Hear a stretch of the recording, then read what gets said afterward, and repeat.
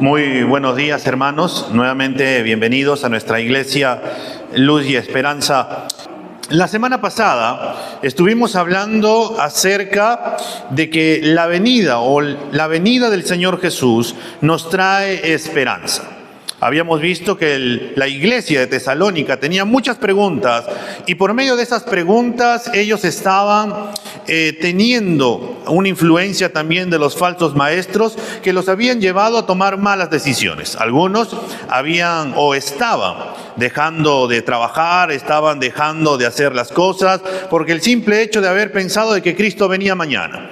Otros estaban tan tristes porque decían que se habían perdido la venida del Señor que al final ellos estaban con tristeza porque sus muertos o los fallecidos en el Señor ya se habían perdido la venida. Y el Señor a través de Pablo les dirá que hay esperanza en Cristo porque todos los que han fallecido en el Señor y los que estemos presentes en aquel día cuando el Señor vuelva, juntos nos levantaremos y seremos arrebatados en las nubes donde nos encontraremos con Él y con Él descenderemos y estaremos con Él por siempre y para siempre. En otras palabras, tenemos esperanza porque la venida del Señor nos trae eso, nos trae esperanza. Por más dificultades que podamos atravesar, por más circunstancias en las cuales nos podemos enfrentar, nosotros podemos esperar en el Señor. Pero el apóstol Pablo no solamente se va a quedar con esa porción que vimos del capítulo 4 de 1 Tesalonicenses. Hoy día vamos a ver el capítulo 5 porque Pablo va a seguir con la misma idea. Y esta vez nos va a decir que el Señor viene pronto y tenemos que estar alertas. 1 Tesalonicenses, el capítulo 5, de los versículos del 1 al 11. Ese va a ser nuestro pasaje en esta mañana, donde nos va a decir, o el título de nuestro sermón, el Señor viene pronto, estemos alertas.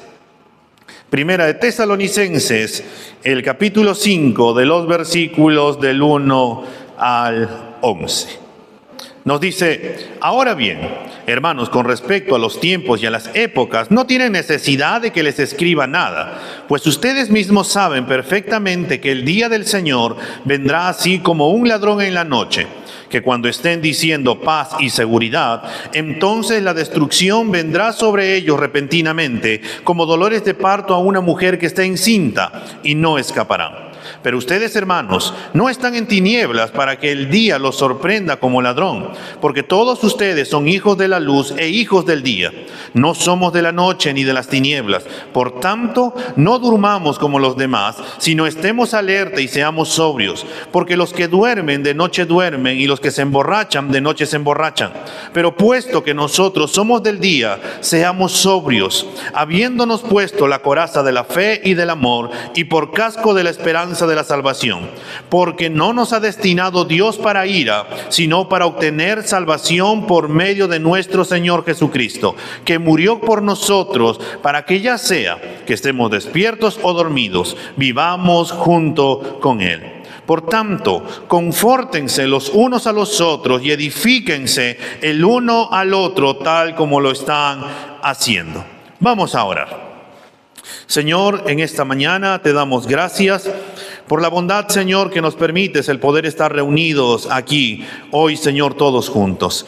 Gracias, Señor, porque somos edificados, Señor, por ti y porque, Padre, en tu bondad nos permites el poder cantarte, alabarte, el poder decirte cuán grande eres tú, Señor, cuán grande es tu nombre, Padre. Y en esta mañana te pedimos, Señor, que seas tú hablándonos por medio de tu palabra, que seas tú guiándonos, Señor, por medio de tu palabra, que seas tú, Señor, llevándonos a toda verdad, animándonos, Señor, por medio de tu palabra y haciendo lo que tú has determinado hacer por medio de ella. En Cristo Jesús, Señor, te lo pedimos y te damos gracias porque sabemos de que tú vas a responder a nuestra oración. Amén y amén. Podemos sentarnos.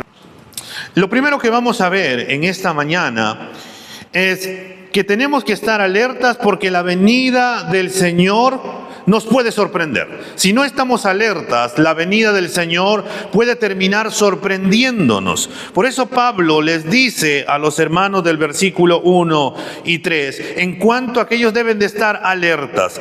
Parecería, hermanos, que los hermanos de Tesalónica no solamente estaban preocupados acerca de sus hermanos que habían dormido mientras esperaban la venida del Señor, sino que a esto le estaban sumando la inquietud de saber en qué momento exacto va a venir el Señor. Algunos tenemos esa pregunta, ¿no? ¿Cuándo vendrá el Señor? ¿Será de noche? ¿Será el día? ¿Será como el corito que cantamos, cuán gloriosa será la mañana? ¿Será en la mañana cuando venga? No sabemos el momento exacto cuándo va a venir el Señor. Como vimos la semana pasada, muchísimos hombres y mujeres tratando de descubrir el momento exacto cuándo va a venir el Señor, terminaron yéndose fuera de las Escrituras y abriendo nuevas sectas, que son las que comúnmente nosotros conocemos. Y eso fue por la inquietud de saber cuándo va a venir el Señor o en qué momento exacto. A pesar, hermanos, que como vimos también, Pablo estuvo en la iglesia de Tesalónico, en la ciudad de Tesalónica, solamente por 3 semanas. 3 semanas, 21 días le bastó al apóstol Pablo para poder enseñarles todo lo que tenía que ver con la segunda venida del Señor. Aunque el apóstol Pablo ya les había enseñado acerca de este tema, nuevamente Pablo, con amor, como un hijo, cuando le pregunta a su padre constantemente acerca de la misma pregunta. Yo no sé si a ti te ha pasado, que tu hijo te pregunta acerca de A, y a los minutos te vuelve a preguntar acerca de A, y a los siguientes minutos te sigue preguntando acerca de A, y a veces nosotros, viendo cómo va preguntándonos, hijo, pero tú ya sabes la respuesta. Pablo, ante la inquietud también de la iglesia de Tesalónica, como un padre con su hijo, les va a responder ante esta pregunta con amor. Por eso el versículo 1 les dice: ahora bien, hermanos, con respecto a los tiempos y a las épocas, tenemos que ver en estas 2 palabritas. Acá hay 2 palabras griegas para poder hablarnos del tiempo. Uno tiene que ver con cronos, que es tiempos, y lo otro es kairos, que tiene que ver con las épocas. El tiempo que Pablo habla, o el cronos, tiene que ver con el tiempo cronológico, el tiempo del reloj, el tiempo por el cual cumplimos nuestras citas diarias. Pero en cambio, las épocas o kairos tiene que ver con un tiempo especial, tiene que ver con los momentos especiales en el tiempo o fechas o ocasiones. Entonces, Pablo les dice, juntando estas 2 palabras, tienen muchísima relación. Vivimos en un día donde estamos constantemente viviendo en el tiempo del reloj, pero hay momentos especiales que el Señor le va a dar a la iglesia, le va a dar al mundo, para que cuando el Señor vuelva otra vez. Pero también Pablo les dice, hermanos, no tienen necesidad de que yo les escriba de nuevo. ¿Pero por qué Pablo les dice eso? Porque Pablo ya les había enseñado de que nosotros, ningún hombre sabe el momento exacto cuando va a venir el Señor. En palabras del Señor Jesús, en Hechos capítulo 1, el versículo 6 y 7, cuando los discípulos le preguntaron al Señor, Señor, ¿en qué momento vas a restaurar? ¿O cuándo va a venir tu reino, Señor? Y ahí el Señor le responderá en el versículo 6 y 7. Entonces los que estaban reunidos le preguntaban, Señor, ¿restaurarás en este tiempo el reino de Israel? Jesús le contestó, no les corresponde a ustedes saber los tiempos ni las épocas en que el Padre ha fijado con su propia voluntad.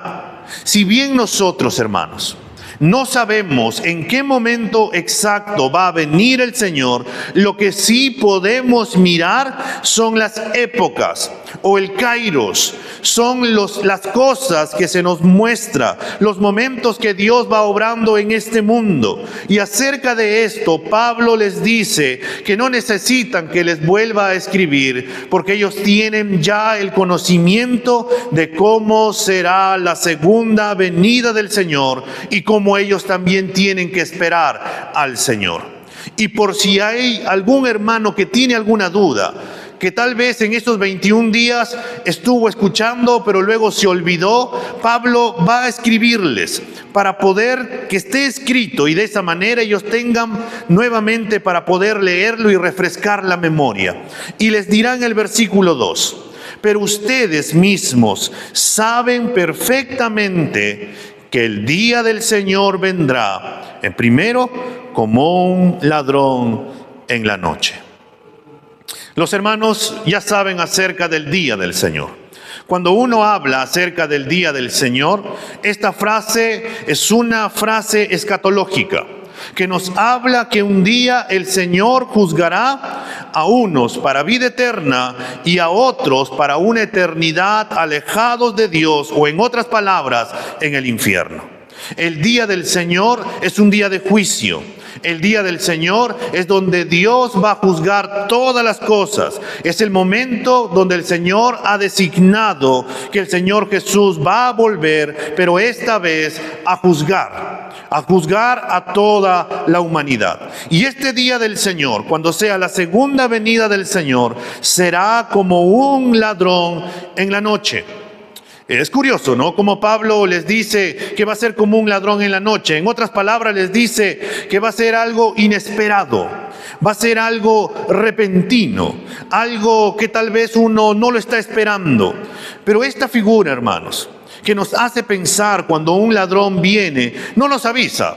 Si por ahí has escuchado a algún vecino que ha sufrido algún robo, por ahí él dicen que estaba durmiendo y no me di cuenta, no me di cuenta en qué momento vino y en qué momento nos terminó asaltando.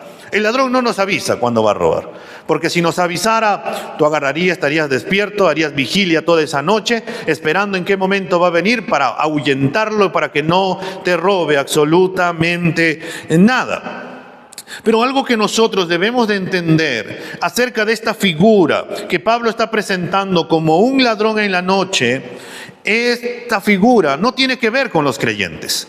Esta figura tiene que ver con los no creyentes, ya que cuando vuelve el Señor como ladrón en la noche, el Señor vendrá a juzgar, y las personas que no creen en Cristo no lo van a estar esperando, porque ellos no creen que Jesucristo volverá, ellos no creen que Cristo va a venir, ellos no creen que Él es Dios, ellos no creen que Jesucristo es el Salvador del mundo. Por ello, cuando el Señor vuelva, todos aquellos que están sin Cristo serán sorprendidos por el repentino regreso del Señor y buscarán salvación. En ese momento tratarán de buscar al Señor, en ese momento tratarán de arrepentirse, en ese momento tratarán de volver al Señor, pero ya no habrá oportunidad para ellos. Vayamos por un momento a 2 de Pedro, el capítulo 3, el versículo 10, por favor, hermanos, que nos dice: pero el día del Señor vendrá como ladrón, en el cual los cielos pasarán con gran estruendo, y los elementos serán destruidos con fuego intenso, y la tierra y las obras que hay en ella serán quemadas. Del versículo 1 al versículo 9 de esta carta de Pedro va a hablar acerca de cómo estas personas no esperan la venida del Señor, sino que se burlan de los cristianos porque estamos esperando al Señor y ellos no creen que Cristo va a volver otra vez. Pero para nosotros, hermanos, los cristianos, los creyentes, los que nos hemos arrepentido y hemos tomado a Cristo como nuestro Señor y Salvador, no vamos a ser sorprendidos. ¿Por qué? Porque estaremos esperando al Señor, porque tenemos la esperanza que el Señor vendrá y estaremos con Él por siempre y para siempre. Además, que no seremos sorprendidos porque estaremos viendo las cosas que van sucediendo y vamos a estar diciéndonos: mi Señor vuelve pronto, yo tengo que estar alerta, mi Señor vuelve pronto, yo tengo que guardarme en santidad, mi Señor vuelve pronto, y si Él viene hoy, ¿cómo me encontrará? Y entonces me ayuda a que yo pueda seguir caminando de una manera adecuada.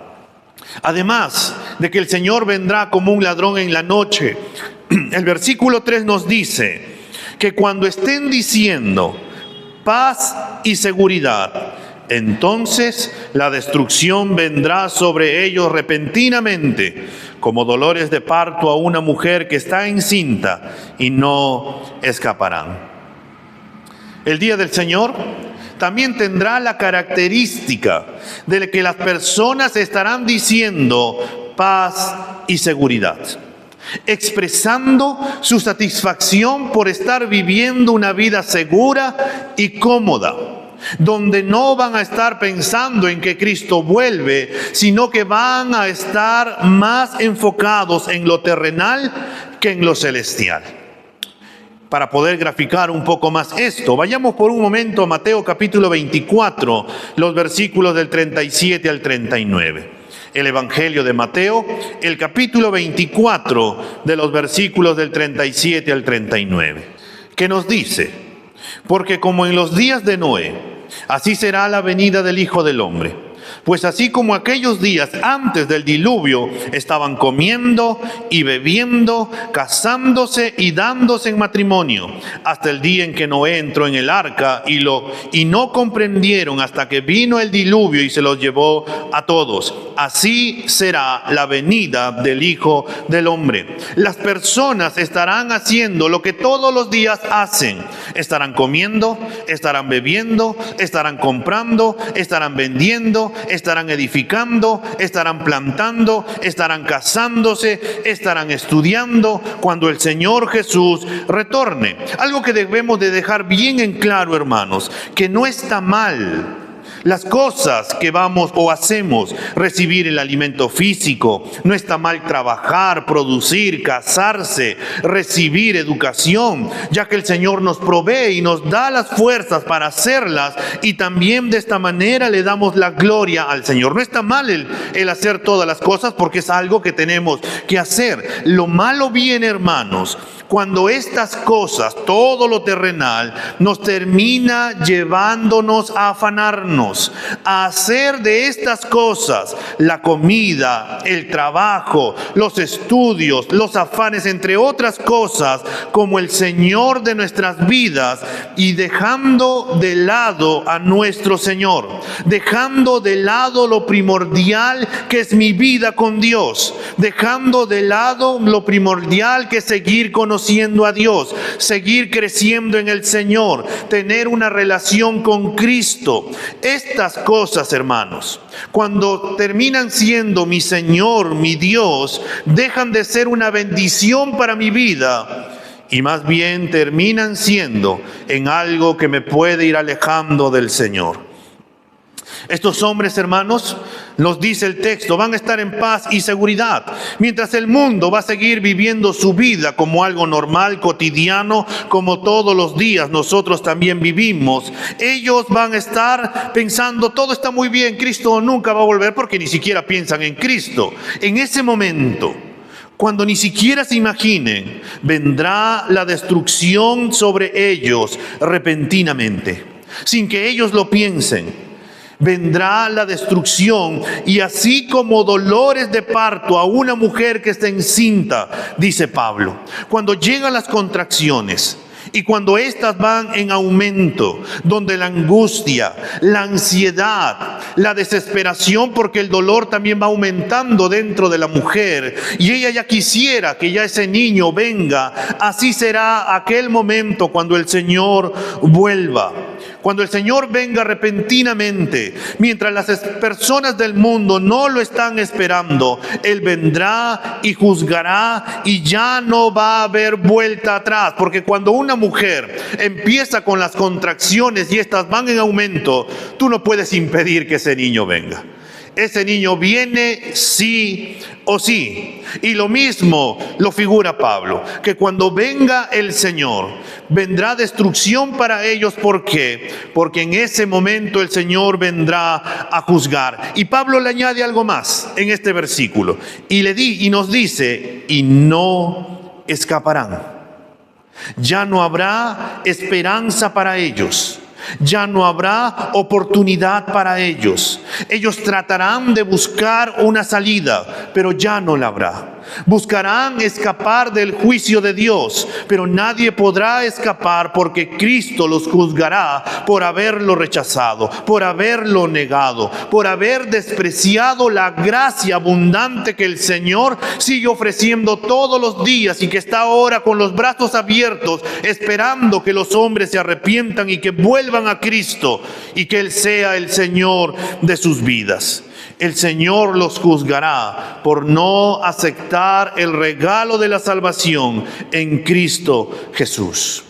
Hermanos, los cristianos tenemos la esperanza que cuando Cristo vuelva, para nosotros no va a ser destrucción, para nosotros no va a ser dolor, para nosotros no va a ser angustia, para nosotros no va a ser temor, para nosotros no va a ser miedo, como aquella persona que sabe que ha hecho algo y que cuando viene una persona está con miedo, que no me diga nada, que no me diga nada, que no se dé cuenta que ha hecho esta cosa.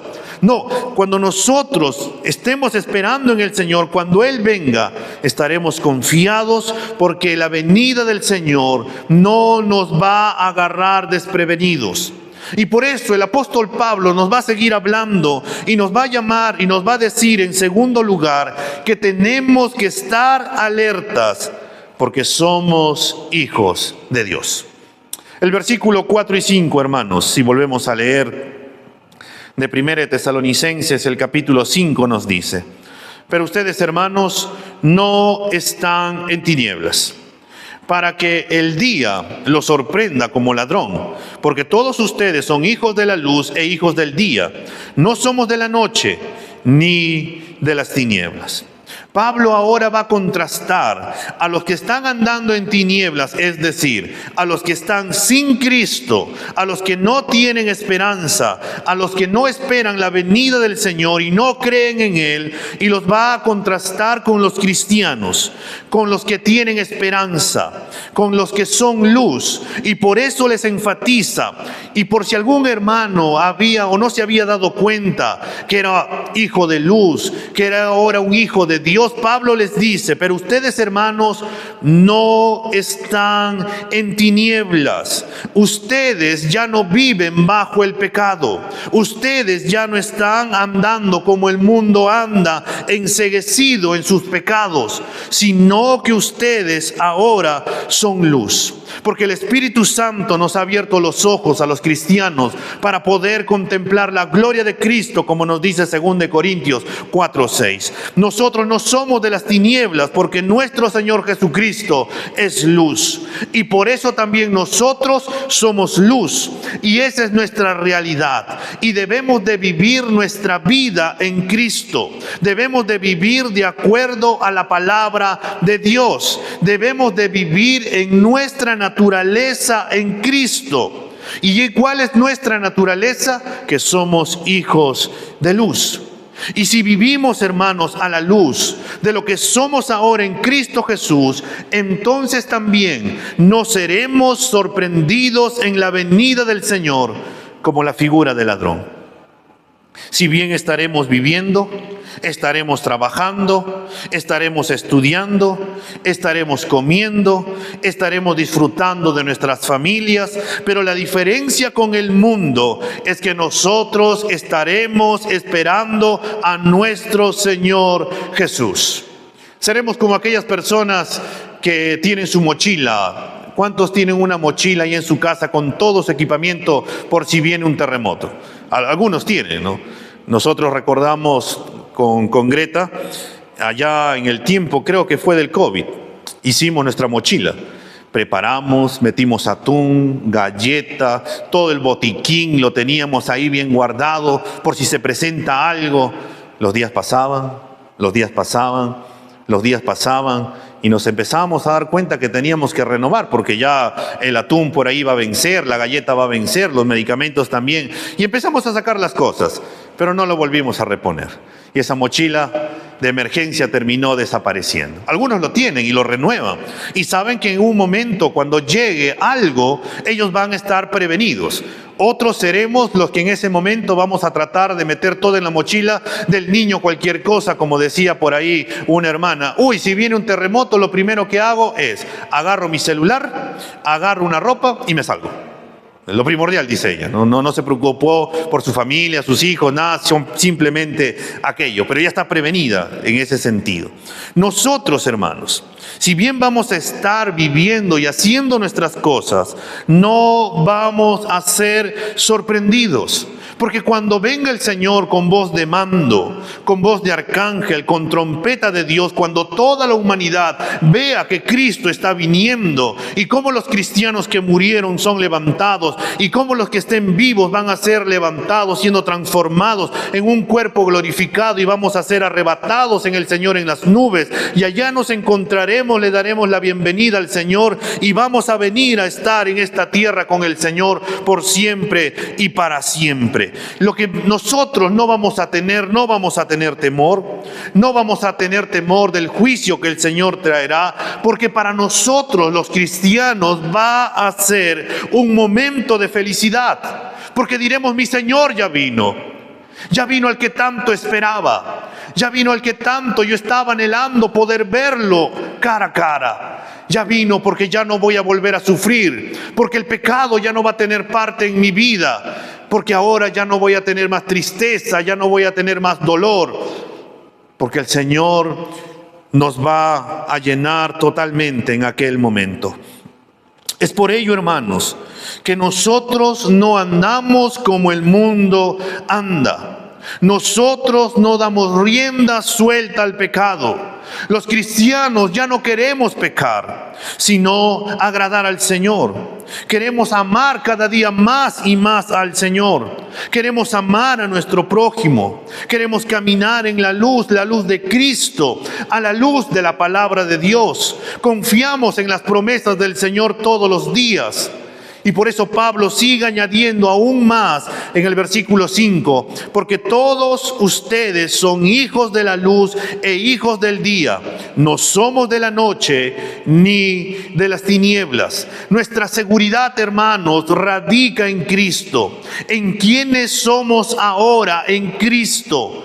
Por la inmensa gracia de Dios, hermanos, que nos hizo nacer de nuevo, cuando nosotros nos hemos arrepentido de nuestros pecados, hemos mirado a Cristo por fe, hemos confiado en su obra perfecta en la cruz, y ahora Cristo es nuestro Señor y Salvador, y Él que es la luz del mundo. Por eso también nosotros ahora somos la luz e hijos del día, porque no pertenecemos a la noche ni a las tinieblas, ya que nuestro Señor no es el pecado. Nuestro amo ya no es el pecado, sino que nuestro amo es el Señor Jesucristo. Es por eso que nosotros, siendo la luz, ya no podemos ser de las tinieblas, hermanos. Y Pablo hace ese contraste para poder hacer una referencia. No hay forma de mezclarnos. No hay forma en que hoy día sea luz y más tardecito me convierta en noche. No hay forma en que yo sea noche y luego diga yo soy luz. No hay forma, hermanos. O somos luz o somos noche. O andamos en la luz o andamos en las tinieblas. O somos cristianos o simplemente no somos cristianos. Pero esa es nuestra realidad. O somos o no somos. Y es lo que Pablo trata de afirmar. Pablo trata de afirmar a la iglesia para decirle que somos hijos de la luz e hijos del día. Son dos naturalezas distintas, la luz y las tinieblas. Amado hermano, hay una realidad. Si hay un cuarto totalmente oscuro, si hubiera un apagón en la noche y no estás viendo nada, si tú prendes una pequeña vela, ¿qué va a suceder con aquella habitación? Va a alumbrar. Va a alumbrar sí o sí. Porque la luz, hermanos, prevalece sobre las tinieblas. Y esto, hermanos, de ser luz, nos debe de llevar a nosotros a ser responsables en no esconder nuestra luz. Por eso vayamos por un momento a Mateo capítulo 5, el versículo 14 y 16, donde el Señor también nos hablará acerca de esto. Mateo capítulo 5, el versículo 14 y 16. Nos dirá, o el Señor Jesús le empezó a decir a sus discípulos: ustedes son la luz del mundo. Una ciudad situada sobre un buen monte no se puede ocultar. Ni se enciende una lámpara y se pone debajo de una vasija, sino sobre el candelero y alumbra a todos los que están en la casa. Así brille la luz de ustedes delante de los hombres, para que vean sus buenas acciones y glorifiquen a su Padre que está en los cielos. Es nuestra naturaleza alumbrar. Es nuestra naturaleza brillar. Es nuestra naturaleza vivir como cristianos. Es nuestra naturaleza caminar a la luz de la palabra del Señor, evidenciando quién es nuestro Señor.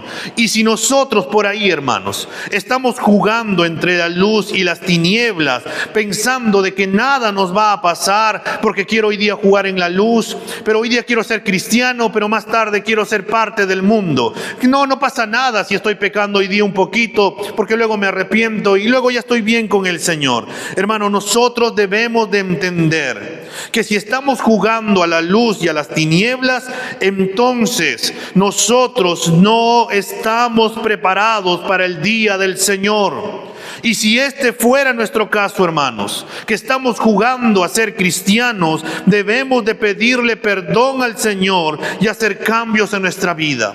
Porque si el Señor viniera hoy mismo, lo más probable es que nosotros, avergonzados, estaríamos alejándonos del Señor o buscando su perdón en ese momento por no haber sido lo que realmente debemos de ser.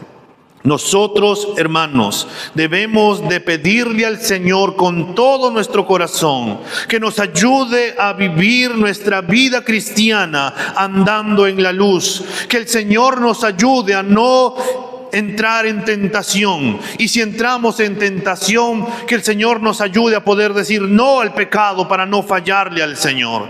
Que el Señor nos ayude a poder mirarlo solamente a Él y caminar en base a su palabra. Pero a la vez también, hermanos, de que tenemos que estar alertas porque somos hijos de Dios, porque no somos de las tinieblas, sino porque somos de la luz. Debemos también de estar alertas, en tercer lugar, siendo sobrios.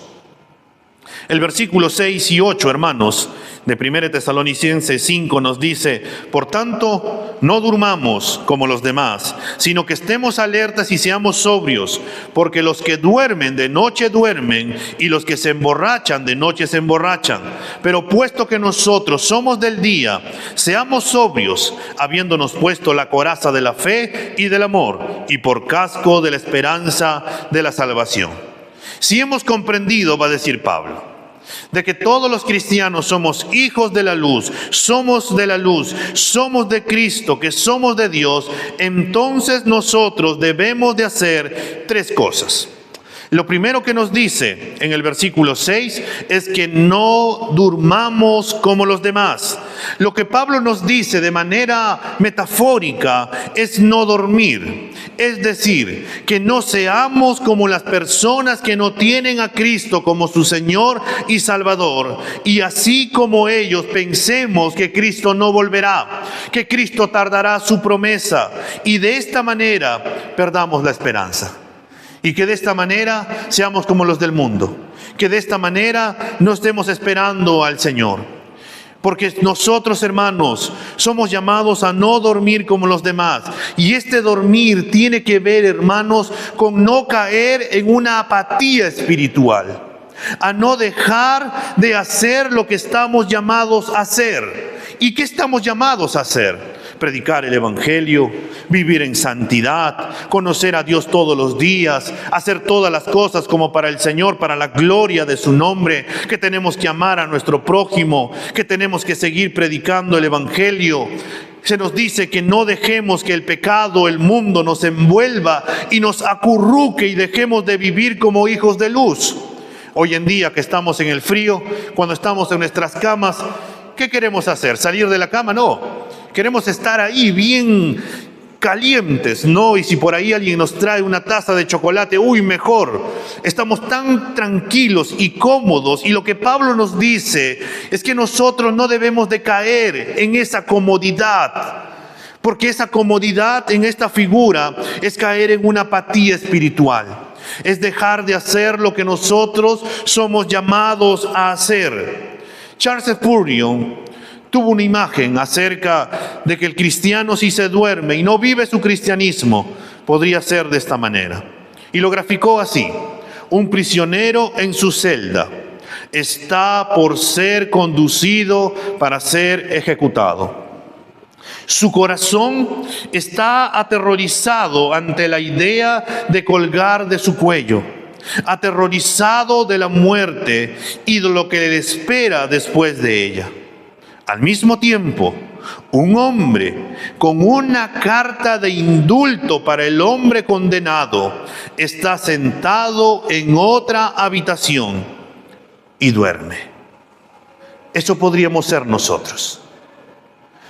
Mientras el mundo se pierde en sus delitos y pecados y sigue pecando, nosotros podríamos ser como ese hombre que tiene la carta de indulto, que estamos sentados y dormidos porque no predicamos el Evangelio, porque no estamos viviendo como cristianos, porque no estamos siendo la luz del mundo, porque estamos siendo como todas las demás personas. Hermanos, Pablo utiliza la misma figura del versículo 7 para seguir acuñando lo que les viene diciendo a los hermanos de Tesalónica, que las personas que están sin Cristo están espiritualmente aburridas o apáticas en las cosas de Dios.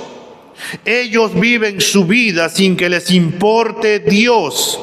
Ellos no tienen buen juicio. Ellos están aburridos. Ellos no quieren saber de Dios. Y la pregunta para nosotros es: ¿estamos aburridos en las cosas de Dios? ¿Estamos apáticos en las cosas de Dios?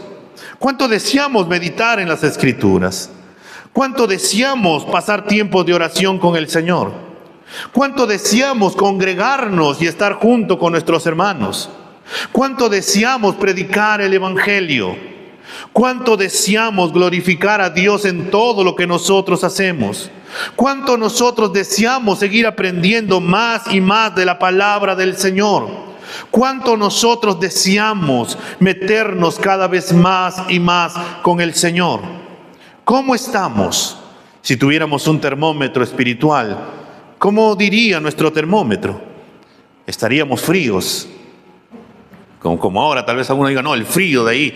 O tal vez estuviéramos calientes, porque estamos buscando del Señor. Eso es lo que Pablo les dice a la iglesia. Hermanos, no durmamos como los demás. Que no caigamos en una apatía espiritual.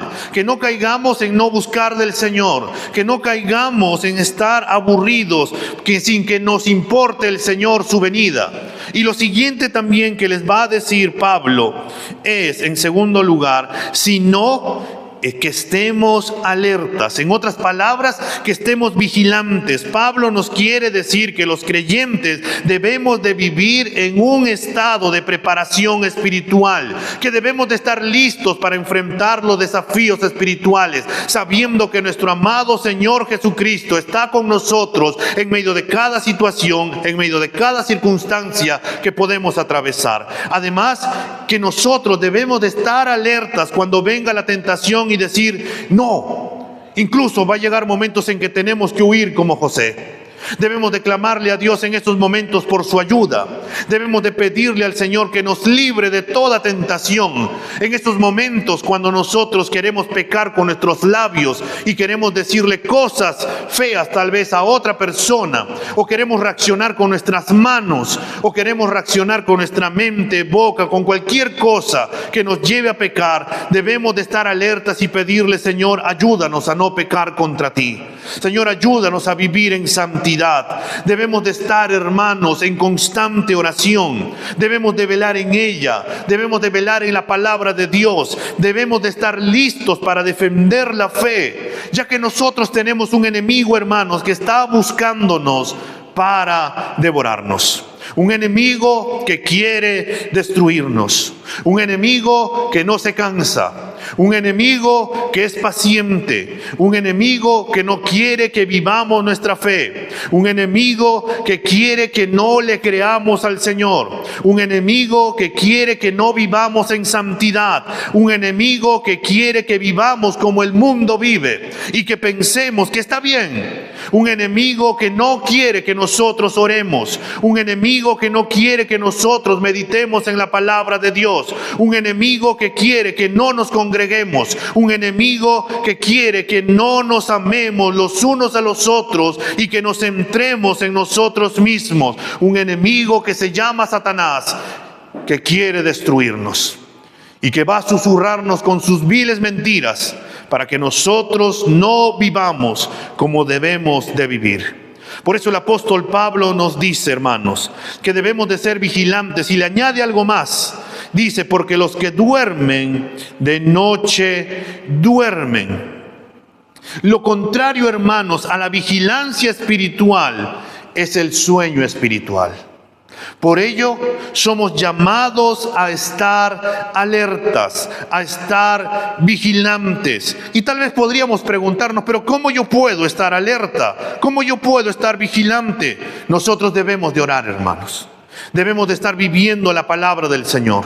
Debemos de estar esperando la venida del Señor.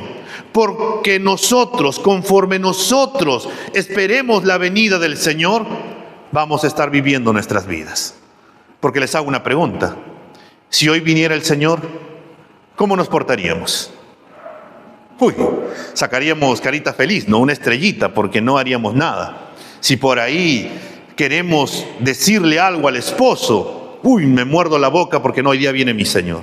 Y si el esposo quiere renegar con la esposa en ese momento, cierra la boca, se porta bien y dice, hoy día viene mi Señor. Si el hijo no quiere obedecer hoy día al padre, no, hoy día tengo que portarme bien porque hoy día viene mi Señor. Si vienen por ahí la tentación, entre otras cosas, hoy día pecado, te alejas de mí porque hoy día viene el Señor y hoy día no voy a ceder. Nos cuidaríamos, buscaríamos, trataríamos de meternos cada vez más con el Señor. Vayámonos por un momento a Mateo 26, el versículo 41. Donde tenemos una famosa palabras que el Señor dijo cuando Él estaba ya en Getsemaní. Mateo 26, 41, dirá el Señor Jesús, velen y oren para que no entren en tentación. El espíritu está dispuesto, pero la carne es débil. Esa es la realidad. La carne es débil, nos dice. Pero ¿qué debemos de hacer? Velar y orar. Y en este mismo sentido, en este capítulo 5 de 1 Tesalonicenses, el versículo 17, Pablo le añadirá algo más y nos dice, oren sin cesar, oren en todo tiempo, oren porque tienen un enemigo que puede destruirlos. Oren, hermanos, porque necesitamos de la ayuda de Dios, necesitamos que el Señor siga obrando en nuestra vida. No es que Dios necesite nuestras oraciones, somos nosotros quienes necesitamos que nuestro Señor actúe. Él siempre va a actuar, pero también quiere que nosotros oremos y que nosotros lo busquemos cada vez más. Hasta que Cristo vuelva, hermanos, debemos de seguir en constante alerta. Debemos de estar preparados para su venida, que puede ser en cualquier momento. Hermanos, hace poco hemos tenido los Juegos Olímpicos. ¿Cuántos han visto los Juegos Olímpicos? Bueno, creo que soy el único que ha visto los Juegos. Pero hay mucha gente. ¿Ustedes han visto cuando les han premiado a ellos? Medalla de oro, plata y bronce. ¿Cómo reaccionaban ante ello? ¿Estaban tristes? Estaban felices, muchos de ellos lloraban. Y cuando detrás de todo ello empiezan a contar cómo han sido meses, años de preparación constante, continua. Estuvieron expectantes, guardándose, cuidándose de no lesionarse, de no comer cosas inapropiadas para perder el físico. Estuvieron practicando, estuvieron entrenando, estuvieron en todo momento guardándose para llegar a esa competencia y poder ganarla. Lo mismo tiene que ser con el cristiano. El cristiano tiene que prepararse constantemente, tiene que guardarse hasta que Cristo vuelva, porque cuando Cristo vuelva, el pecado ya no tendrá parte en nosotros y ya no habrá de qué preocuparnos, porque estaremos disfrutando de nuestro Señor en todo momento. Y también, hermanos, lo que Pablo nos dirá, y si hemos entendido de que somos luz, es que en tercer lugar debemos de ser sobrios. Esta palabra puede describir dos cosas. Una, el ser sobrio es libre de la intoxicación del alcohol. Cuando alguien está, o ves un grupo que ha tomado y ves a uno que no ha tomado y dices, no, él está sobrio, o todavía están sobrios, no han sido intoxicados por el alcohol. Pero una persona también, hermanos, se puede decir acerca de que está sobria, acerca del comportamiento que realiza, porque tiene autocontrol, tiene buen juicio, tiene discreción, tiene confiabilidad, tiene decisiones meditadas. No se lanza por lanzarse, sino que medita, piensa si le conviene o no le conviene. Ser sobrio, hermanos, es sinónimo de estar vigilante, de estar alerta. Por ello es que nosotros debemos de estar listos con gozo ante la venida del Señor. Donde estamos nosotros meditando constantemente en la palabra del Señor, porque sabemos que eso nos ayuda. Donde esperamos con paciencia su venida y mientras tanto no nos afanamos. No nos angustiamos, y si por ahí viene el afán, viene la angustia, corremos rápidamente a la palabra del Señor, doblamos nuestras rodillas y le clamamos al Señor para que esa paz que sobrepasa todo entendimiento guarde nuestra mente y nuestro corazón en Cristo Jesús. Nosotros somos sobrios porque le seguimos creyendo al Señor que viene en cualquier momento. Y el contraste con los sobrios, hermanos, se encuentra en el versículo 7, en la segunda parte, porque se nos dice, porque los que se emborrachan, de noche se emborrachan. Las cosas que hacen estos hombres, las hacen porque están en tinieblas y no quieren que Dios controle sus vidas, sino que ellos mismos quieren ser dominados por ellos mismos. Ellos quieren tomar sus propias decisiones. Ellos le dicen, Dios, tú por allá, yo por acá. Yo sé cómo dirigir mi matrimonio, yo sé cómo dirigirme con mis padres, yo sé cómo dirigirme en mis estudios, yo sé cómo dirigirme en mi trabajo, yo sé cómo hacer las cosas, Dios. Yo sé vivir mi vida, yo sé qué hacer, sé lo que me conviene y lo que no me conviene. Ellos están, hermanos, en tinieblas y están andando porque no quieren que Dios guíe sus vidas. Ellos están controlados por sus propias pasiones y están dejando de lado a Dios. Un comentarista dice acerca de esto, hermanos, dice, no seamos negligentes y faltos de preparación, sino estemos listos, velando en lo espiritual, firmes en la fe, valientes, fuertes, calmados, pero con expectativa gozosa del día futuro. Más aún, hagamos todo esto porque pertenecemos al día y no a la noche. Y por eso Pablo seguirá añadiendo en el versículo 8, puesto que nosotros somos del día, seamos sobrios, habiéndonos puesto la coraza de la fe y del amor, por casco la esperanza de la salvación. Pablo nuevamente, hermanos, es curioso cómo él viene diciéndoles, hermanos, ustedes son del día, ustedes son del día. Entiendan, hermanos, y que se les meta en la cabeza que ustedes son del día. Y como son del día, debemos de ser sobrios. Como son de Cristo, nuestro comportamiento debe de ser coherente de nuestra identidad y que está centrada en Cristo. Por ello nosotros debemos de ser sobrios, debemos de mantener el dominio propio, un sano juicio, estar alertas, teniendo esperanza, perseverando en la oración y la palabra de Dios. Nosotros, hermanos, debemos, nos dice, siendo sobrios, de vestirnos todos los días con tres cosas: la coraza de la fe y del amor, y a la vez también por casco la esperanza de la salvación. Hermanos, la armadura que se nos dice que nosotros debemos de ponernos todos los días Es la armadura de un centinela que está vigilante. Es una armadura, hermanos, y debemos de recalcar y darnos cuenta que esta armadura no es de ataque. Esta armadura es de defensa. La coraza cubría todo el pecho, el corazón y también la espalda con los pulmones. El casco, hermanos, cubría toda la parte de la cabeza. Estas cosas están diseñadas para ayudar a los soldados a sobrevivir a los golpes que podría recibir en batalla.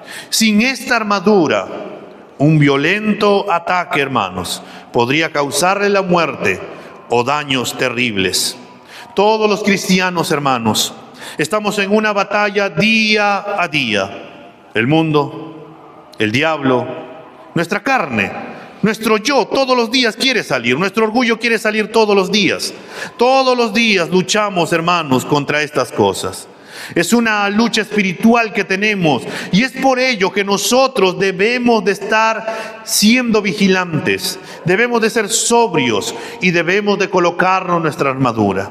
Debemos de ponernos la coraza de la fe y del amor y la esperanza de la salvación, donde la fe y el amor, hermanos, van a cuidar nuestro corazón, donde el casco, hermanos, la esperanza de la salvación va a cuidar nuestra mente, sabiendo que nuestra salvación ya está dada, pero que se hará efectiva cuando Cristo vuelva, y por ello podemos confiar en que volverá el Señor otra vez, y donde el pecado, las luchas, las circunstancias, los problemas, las aflicciones, las lágrimas se acabarán, porque estaremos con el Señor por siempre y para siempre.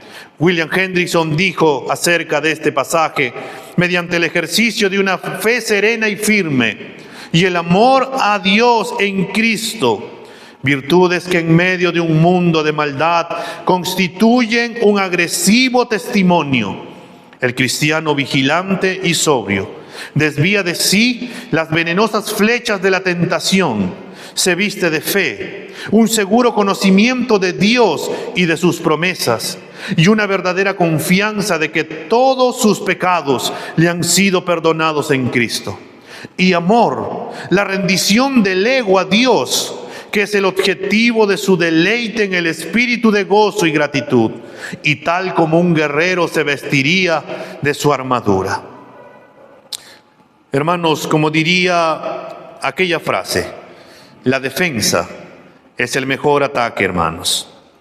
A diferencia del mundo, nosotros no odiamos, sino amamos.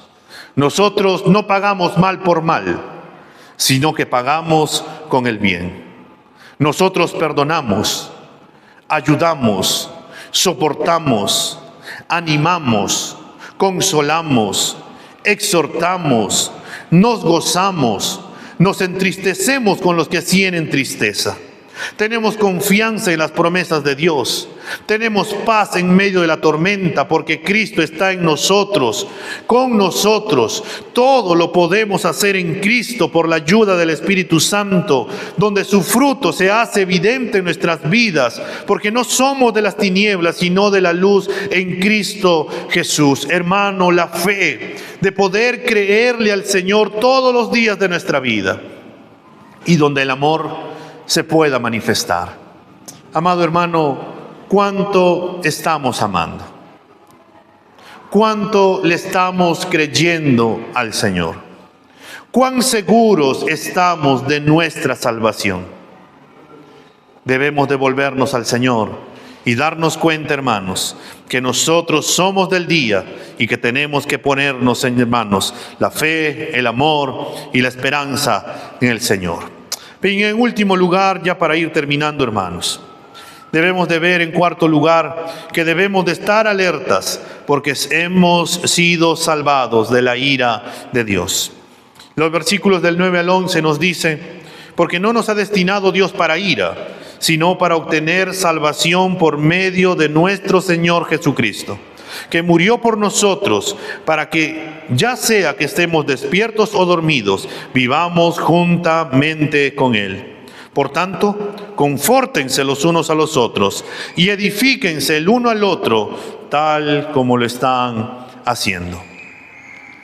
Cuando nosotros vemos, hermanos, en el Antiguo Testamento y también en el Nuevo Testamento, cuando nos topamos con esta palabra, la ira de Dios, se entiende la ira de Dios como la respuesta, como el pago de un Dios justo al pecado, el castigo que el Señor ideó para los pecadores.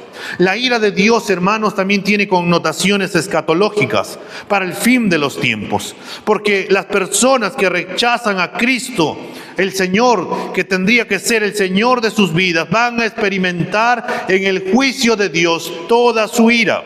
Cuando nos vamos a Apocalipsis podemos ver, hermanos, cómo las copas de ira se caen sobre toda la humanidad.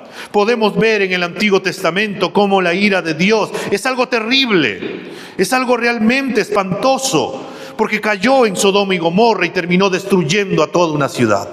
Cayó sobre toda la humanidad en los tiempos de Noé, porque los hombres se alejaron del Señor y siguieron el pecado en vez de glorificarlo al Señor.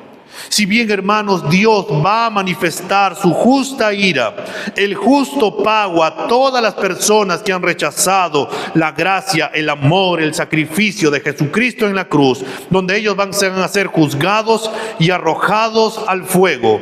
En otras palabras, arrojados al infierno, donde será el lloro y crujir de dientes. Pero para los cristianos es totalmente distinto, porque se nos dice que Dios no nos ha destinado para ira, sino para salvación por medio de nuestro Señor Jesucristo. La intención de Dios, hermanos, no era que los creyentes experimentaran la ira, sino que obtuviéramos la salvación. ¿Pero por qué? Porque toda la ira, hermanos, que nosotros debimos de haber recibido, que estaba destinada para nosotros, cayó en la cruz en Cristo Jesús. Él bebió la copa de la ira que nosotros debimos de haber bebido. Él bebió todo esto por causa de nuestros pecados. En su amor murió en la cruz llevando todos nuestros pecados. En su amor nos salvó. En su amor nos justificó, nos redimió, nos adoptó para ser hijos de Dios. Nos ha dado una nueva vida. Nos reconcilió con el Padre. Antes éramos enemigos de Dios, pero ahora estamos en paz con Dios por medio de lo que Cristo Hijo hizo en la cruz. Antes no podíamos acercarnos a Dios. Ahora podemos acercarnos a Dios por medio de Cristo Jesús. Tenemos confianza para poder acercarnos en paz, para poder pedirle, para poder orar, para poder entrar a su trono de gracia y de amor, hermanos. Y nos dice el texto, toda esa ira no es para nosotros, sino para aquellos que están sin Cristo, porque el Señor nos ha llamado a vivir en salvación. Pero a la vez también nos va a regalar parte de la promesa y nos dice, ya sea que vivamos o que hayamos muerto, estaremos con el Señor por siempre y para siempre. El apóstol Pablo trató de poder alentar a la iglesia de Tesalónica, porque para poder acuñar algo más de lo que había hablado en el capítulo 4, de poder decirles, si estamos vivos o muertos, lo cierto es que el Señor nos ha predestinado, nos ha llamado, nos ha escogido, nos ha salvado para que cuando Cristo vuelva estemos con Él por siempre y para siempre. Y por eso es que nosotros todos los días debemos de estar alertas, debemos de estar vigilantes, debemos de no caer en una negligencia ni dormir como aquellos que no conocen al Señor, de no caer en una apatía espiritual, sino ser vigilantes, sobrios, sabiendo que nuestro Señor Jesús viene en cualquier momento. Que debemos de vivir todos los días en fe, creyéndole al Señor. Que debemos de seguir amando al Señor con toda nuestra mente, nuestro corazón, con todas nuestras fuerzas y también a nuestro prójimo como nosotros mismos. Que debemos de caminar en esperanza, que debemos de vivir todos los días, porque tenemos una nueva vida en Cristo para la gloria de Dios, hermanos. Pero Pablo termina curiosamente esta sección, hermanos, no centrándonos en uno mismo. El versículo 11 va a centrarlo más bien en los unos a los otros. Y va a terminar dándonos dos mandatos acerca de lo que debemos de hacer todos como iglesia, como creyentes. El primer mandato es: confórtense los unos a los otros, anímense, aliéntense los unos con los otros. Estas palabras son las que nosotros debemos de animarnos, debemos de alentarnos, debemos de exhortarnos. Cuando vemos que por ahí alguno de nosotros está quedándose atrás, debemos de correr, jalarlo y seguir caminando, alentándonos para que no podamos caer en una apatía, sino que estemos constantemente viviendo en el Señor. La manera, hermanos, de ser animados, la mejor manera, y esto tenemos que entenderlo muy bien, la mejor manera de ser animados, confortados, recibir aliento, hermanos, es cuando nosotros animamos, confortamos, alentamos a otros. Porque cuando nosotros hacemos esto, entonces nosotros también vamos a ser animados, confortados y vamos a ser alentados en el Señor.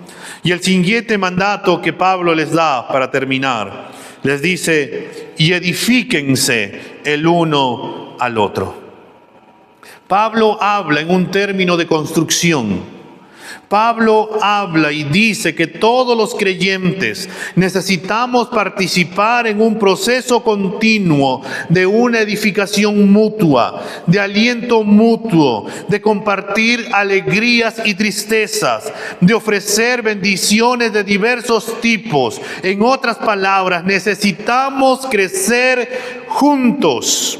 Necesitamos usar nuestros dones para la edificación de la iglesia. Necesitamos estar conectados. Necesitamos motivarnos, alentarnos, estimularnos al amor, como nos diría Hebreos capítulo 10, de los versículos del 23 al 25. Debemos de motivarnos los unos a los otros. Y esto incluye, hermanos, en que nosotros debemos de dejar de ser islas. Porque a veces pensamos que la salvación o el cristianismo tienen que ver en que yo mismo soy, solo mi familia, nada más que mi familia, mis problemas los resuelvo yo, nada más que yo y solamente yo. Nadie se tiene que enterar lo que me ha pasado. Y si por ahí pensamos eso, hermanos, somos egoístas. ¿Por qué somos egoístas? Porque no estamos cumpliendo lo que dice la palabra. Porque somos llamados a estar los unos a los otros, a llevar nuestras cargas los unos con los otros, a soportarnos los unos con los otros. Pero a veces, hermanos, cuando alguien nos hace algo, simplemente lo que hacemos es le marcamos la cruz y nunca más con esta persona. Y no lo soportamos. Simplemente decimos: ay, no, con él yo no me junto. Pero todos los días el Señor tiene misericordia de nosotros y nos sigue atrayendo y animando cada vez más. Pablo nos dice también, en último lugar, que debemos de confortarnos, debemos de edificarnos el uno al otro, tal como lo están haciendo. Pablo reconoce que estas cosas los creyentes de Tesalónica lo están haciendo, se están animando, se están edificando, y lo que termina haciendo es decirles: no dejen de hacer aquello que vienen haciendo, no dejen de animarse, no dejen de edificarse entre el uno y el otro, no se cansen de hacerlo, que no haya en ustedes aquello que les diga que ya no quieren hacerlo porque ya lo hicieron por mucho tiempo, sino que continúen haciéndolo hasta que Cristo vuelva otra vez. La iglesia, hermanos, no puede parar. La iglesia no puede cansarse. ¿Y qué pasa si me canso? ¿Qué pasa si estoy cansado porque solamente yo termino haciendo? Volvamos a la cruz. Volvamos al Señor, que renueva nuestras fuerzas y nos dice que debemos de proseguir a la meta, al supremo llamamiento de Dios en Cristo Jesús. Vamos a ponernos de pie. Sé que nos conocemos, pero ¿por qué no volteas por un momento y miras a tu hermano? Ya los conoces, pero míralos una vez más. Tal vez te cae muy bien, o tal vez no te cae muy bien. Pero la realidad es, y en la gracia del Señor, la esperanza de nosotros es que todos podamos llegar a aquel momento cuando vuelve el Señor. Que todos podamos alentarnos y seguir edificándonos los unos a los otros hasta que Cristo vuelva. Vamos a cerrar los ojos. Maravilloso Dios, nos presentamos nuevamente ante tu trono de la gracia. Señor, tu palabra nos llama a que nosotros debemos de estar alertas. Debemos de estar alertas, Señor, para estar preparados cuando vuelva tu venida. Porque, Señor, tu palabra nos enseña que vendrás como ladrón en la noche. Mientras los hombres estén diciendo paz y seguridad, destrucción repentina les vendrá. Y como aquella mujer en dolores, Señor, de parto, en ese momento vendrá la destrucción y no escaparán. Señor, ese momento cuando llegue la humanidad que no te conoce, estará pensando, Señor, que van a seguir continuando de esa manera. Pero cuando vuelvas, Señor, será juicio para ellos. Será destrucción para ellos. Será tristeza, angustia, dolor, desesperación para ellos. Porque, Señor, en ese día tú vendrás a juzgar a los vivos y a los muertos. Señor, ayúdanos a poder esperarte, Señor. Ayúdanos, Señor, a no caer en una apatía espiritual, Señor. Ayúdanos, Señor, a no dormirnos como aquellas personas que no esperan tu venida, Señor. Ayúdanos, Señor, a poder vivir nuestra vida cristiana como hijos de la luz. Ayúdanos, Señor, a no cansarnos de buscarte. Ayúdanos, Señor, a no cansarnos de orar. Ayúdanos, Señor, a no cansarnos de predicar tu palabra. Ayúdanos, Señor, a no cansarnos de conocerte cada día más y más en intimidad.